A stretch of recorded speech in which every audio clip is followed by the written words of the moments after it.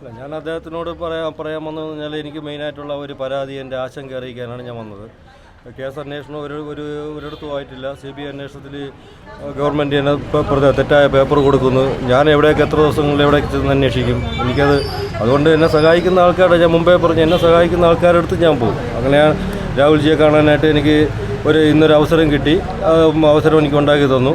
എൻ്റെ സുഹൃത്തുക്കളും എല്ലാവരും ആയിരുന്നു, എൻ്റെ നാട്ടുകാരുമായിട്ടിരുന്നുകൊണ്ട് എനിക്കൊരു അവസരം ഉണ്ടാക്കി തന്നു. അതുകൊണ്ട് ഞാൻ അദ്ദേഹത്തിനെ കണ്ടു. അദ്ദേഹം എനിക്ക് പൂർണ്ണ പിന്തുണ തന്നിട്ടുണ്ട്. അത് ശരിക്കും ഒരു സഹോദരനെ പോലെ തന്നെയാണ് അദ്ദേഹം എനിക്ക് ഒരു ഉറപ്പ് തന്നു. അദ്ദേഹം വേറെ ഒരു രാഷ്ട്രീയ ചായവോ അല്ലെങ്കിൽ വേറെ ഒന്നും കണക്കാക്കിയില്ല.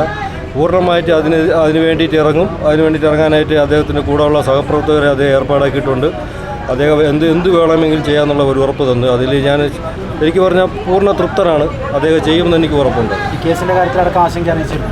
അതിനുവേണ്ടിയാണല്ലോ ഞാൻ വന്നത്. കേസിൻ്റെ കാര്യത്തിൽ ആശങ്ക അറിയിക്കാൻ CBI ഏറ്റെടുത്തില്ലല്ലോ. CBIക്ക് കൊടുത്തിട്ടല്ലേ ഉള്ളൂ. CBI ഏറ്റെടുത്തിട്ടുണ്ടെന്നുള്ളത് എനിക്ക് ഇതുവരെയ്ക്ക് അറിയില്ല. CBIക്ക് കേരള ഗവൺമെൻറ് തെറ്റായിട്ടുള്ള പേപ്പർ കൊടുത്ത് 2-3 പ്രാവശ്യമായിട്ട് ഇവിടെ കൊടുക്കേണ്ടത് അവിടെ കൊടുക്കേണ്ടത് ഇവിടെ കൊടുത്തു. ഞാൻ അങ്ങോട്ടും ഇങ്ങോട്ടും ഇവിടുന്ന് ഞാൻ വോളിബോൾ തട്ടുമ്പോൾ ഞാൻ അങ്ങോട്ട് ഓടിക്കൊണ്ടിരിക്കുക. ഈ പേപ്പർ അവിടെ കിട്ടിയ, ആ പേപ്പർ ഇവിടെ കിട്ടിയ.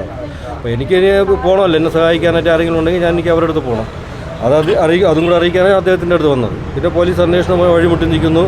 പിന്നെ 3 പെൺകുട്ടികളുണ്ട്. 3 പെൺകുട്ടികളെ ആൻറ്റി റാഗിങ് സ്ക്വാഡ് കണ്ടുപിടിച്ച് വെച്ച് കൊടുത്തിട്ടും ആ 3 പെൺകുട്ടികളെ തൊടുന്നില്ല. ഡീനിനെ തൊടുന്നില്ല. അക്ഷയ് എന്ന് പറഞ്ഞാൽ ഏറ്റവും വലിയൊരു ക്രിമിനലിനെ തൊടുന്നില്ല. അക്ഷയയൊക്കെ സംരക്ഷിച്ചുകൊണ്ടിരിക്കുകയാണ് ഇവിടുത്തെ രാഷ്ട്രീയക്കാരൊക്കെ. അതെല്ലാം എനിക്ക് അദ്ദേഹത്തിനോട് പറയണമല്ലോ. വെറുതെ പോയിട്ട് വന്നിട്ട് കാര്യമില്ല. എൻ്റെ ആശങ്ക ഞാനെല്ലാം അറിയിച്ചു. അദ്ദേഹം പൂർണ്ണമായിട്ട് എനിക്ക് അതിനുള്ള സഹകരണം തന്നിട്ടുണ്ട്. അന്വേഷിച്ച് വളരെ വ്യക്തമായിട്ട് തന്നെ അദ്ദേഹം ചെയ്യാമെന്ന് എൻ്റെ അടുത്ത് പറഞ്ഞിട്ടുണ്ട്. ഇല്ലിപ്പോൾ ഞാൻ പോകുന്നുണ്ട്. ഞാൻ കോളേജിൽ മകനെ കൊന്ന കോളേജിലോട്ട് ഞാൻ പോവുകയാണ്. പോയി നോക്കണം. ജസ്റ്റ് ഒന്ന് എനിക്ക് വിസിറ്റ് ചെയ്യണം. ഞാൻ ആഗ്രഹം ഇവിടെ പറഞ്ഞപ്പോഴേ സിദ്ദീഖ് സാർ പറഞ്ഞ് ഓക്കെ അതിനുള്ള സാധനം ചെയ്തു തരാം അദ്ദേഹം പറഞ്ഞിട്ടുണ്ട്. അതുകൊണ്ട് ഞാൻ അദ്ദേഹം അങ്ങോട്ട് പോകും. ശരി സിദ്ദീഖ്